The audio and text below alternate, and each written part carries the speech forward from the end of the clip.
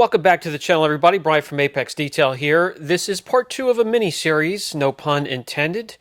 So if you want to start at the beginning, we are doing a series on all different types of surfaces you can encounter on the exterior of your automobile. And since this vehicle has many, we're going to use this for an example. We're now finished with the roof and the pillars, and we're down to the normal paint as far as you and I are concerned. Let's take care of that. This paint happens to be medium, kind of leaning towards soft, but it's medium. So I can correct with 3D1. I can do the cutting and the major imperfection removal with 3D1, which is not a very aggressive one-step polish. Normally on harder clears, as something to compare it to, I would grab 3D ACA 500 or 3D AAT or even Sonax Cut Max. I'm using the rotary today. It's one of my favorite tools in the arsenal when it comes to polishers. Do I need to use it to cut the imperfections on medium, maybe leaning towards soft clear? No, absolutely not. You can get it done in a timely manner with a dual action polisher of 15 or 21 millimeter. I like to cut to the chase, and time is money here at the shop. This isn't just a hobby, so I want to get it done. I'm going to use the rotary. I'm going to use a Lake Country pre-washed lamb's wool pad.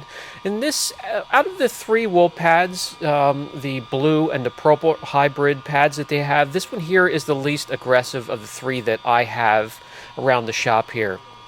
So this will take care of removing deep or moderate scratches, swirls, light swirls, love marks from washing, etching, staining, and whatever you saw on the panel at the beginning of the video. You will probably notice some detailers like to have their rotary blazing on the 6th speed setting. Some like it nice and slow and easy on the 2nd speed setting. I like it somewhere in between the 3rd and the 4th speed setting. I have it set exactly on the 3rd speed setting for this job here. And you'll see, the movements are fluid, they're smooth, no jerking motions. And that's pretty much the way I correct using all the polishers, but it's a good way to get a nice, easy, even cut. When you're talking about clear coat, we're clear coat friendly here. We only remove what is necessary to make improvement. We're not going and chasing perfection and putting the base coat in danger by removing too much clear. Let me remove the residue. All I did was a left to right motion, which is just equal to 1 pass with the rotary, where it probably would have taken 2 or 3 passes with a dual action polisher to get to the point that I'm at right here. I'm going to grab you and bring you in close. Before I do, let me show you just how thin the material is that they use to paint these cars. Primer, base coat, clear coat, all equaling to just 4.1 mils. Let me take you over to a new vehicle that hasn't seen the weather and the mileage that this car has, and we're going to be very close to double. I mean, that is a huge difference. So we're not going to remove a lot of material from the Mini Cooper here. Back in the day, yeah, I used to chase perfection. I used to have an ego, and I used to like to really please the customer. Today, that's not happening anymore. We're not going to. I measure the clear coat as I correct, and I will not go down any further than 1.75 mil when it comes to the clear coat left on the vehicles. Whatever's below that, I actually used to have the customer sign off in the paperwork that they want me to go deeper and get some of those scratches out. Now I won't even do that. I stop at 1.75 mils because I spent some time with the developers of clear coat that want 2 mils of clear, guys, on top of the base coat to protect it. And hey, a lot of manufacturers barely get that. So before we're even putting a polisher and laying it to the surface of our car, we're removing too much. That is an eye-opener. All right, back to the job at hand. I have a polisher now. This is a dual action polisher with a very soft polishing pad. This is the white pad from Lake Country, and I'm using 3D1 to finish. Now what we're doing is removing haze and a little bit of trails left from the rotary, the cutting portion, which will leave it a little cloudy, and now we want to clear it up, really bring the gloss and reflection to the surface before we lay down protection.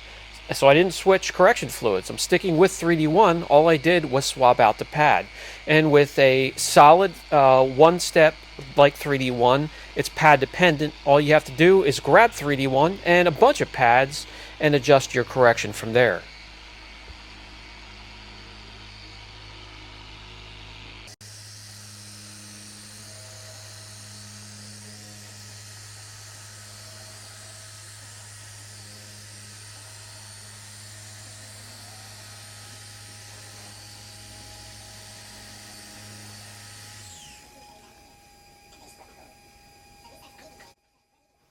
This portion of the correction, I did a crisscross pattern, and that is equal to 2 passes. So let me wipe off the residue. I'm going to grab my panel prep and get rid of any residue, and then use a light source, a shop light, natural light if you're outside.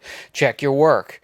This is going to be as deep as I'm going to go, but I just want to take a look and see if there are any imperfections I need to present to the customer. And now you can see the jump in gloss from the low 80s to the low 90s just with that step. You add protection, you're going to let it jump another 5, 6, 7, maybe even 8 more points in gloss, more gloss units. I'm going to work on this fender here, and since this is very shapely and curvy and has different sizes and have to work around the headlight and next to the stripe, I'll just shut up and let you see how I work the rotary. Nice and smooth, no jerky movements, just a fluid movement with my arms.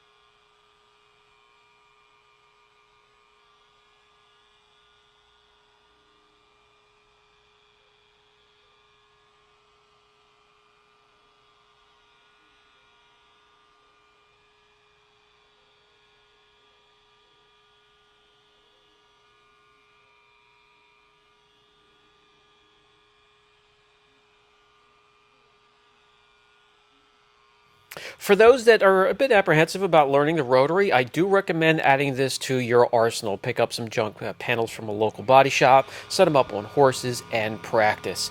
If it starts to skip on you, which is the most common problem and questions that I get asked on the rotary, for the most part, you want to keep it flat, guys. Depending on the pad, it may skip or jump. There are many ways to correct this, but the quickest way while you're using it is just to quickly put it up on a slight 10 to 15 degree angle and then lay it flat again. That will stop the jumping and skipping and get you right back on course. Anytime you feel the tool acting up, do the exact same thing. The headlights and taillights, a form of plastic. They scratch, they marred, they need to be corrected. Actually, just about everything on here except for the trim around the headlights, grill, up around the top of the sill for the door, the emblems, everything except for those materials will be a form of plastic. The trim, the vinyl, a form of plastic. The clear coat on the paint is a form of plastic. The headlights and taillights, a form of plastic. And the coating on the black piano trim for the mirrors, the roof, and the A, B, and C pillars, yes, a form of plastic. The paint is looking much better. Let's work on these vinyl stripes. Yes, you can improve these. You just have to be very careful. I'm going to take that polishing pad off, and I'm going to slap on the polisher an application foam pad, very soft, non-aggressive, and I'm going to use a cleaner polish. This is very, very fine abrasives, but mostly it's a cleaner. So we're going to be cleaning up these stripes. There's etching, there's watermarks, there's nicks, there's scratches, and there's swirls on these too. But the best we can do, because there's a very thin membrane of plastic on top of the color for these stripes, it's 3 layers: the adhesive layer, the color layer, and then a thin membrane on top for a little bit of UVA UVB protection, and it protects from Mother Nature as well. So we can clean that up, but we can't go deep at all. We're talking a fraction of the thickness of what clear coat is. So we're going to keep the temperature low. The worst enemy to these stripes, similar to PPF, will be temperature. That's going to be the worst enemy, and we want to keep temperature down. So very light pressure. Arm movement is going to be fluid and a lot quicker than correction speed.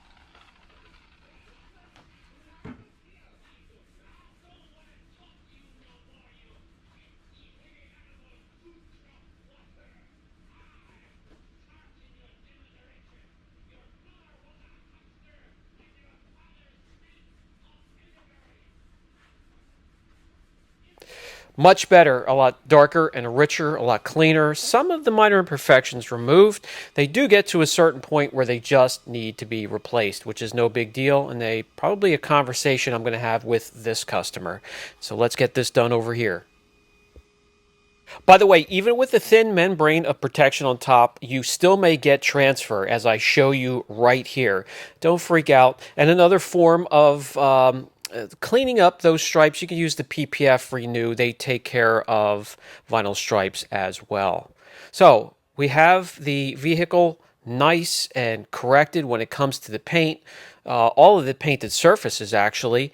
But we're not done. We still have a little bit to go. We're going to take care of that in the 3rd episode. I really do appreciate you guys stopping by. I hope this is helping. If you have any questions, don't hesitate. Jump on our Facebook group, Apex Details Support Group. Look us up, and we really do share a lot of information there. Love you guys. Catch you in the next video.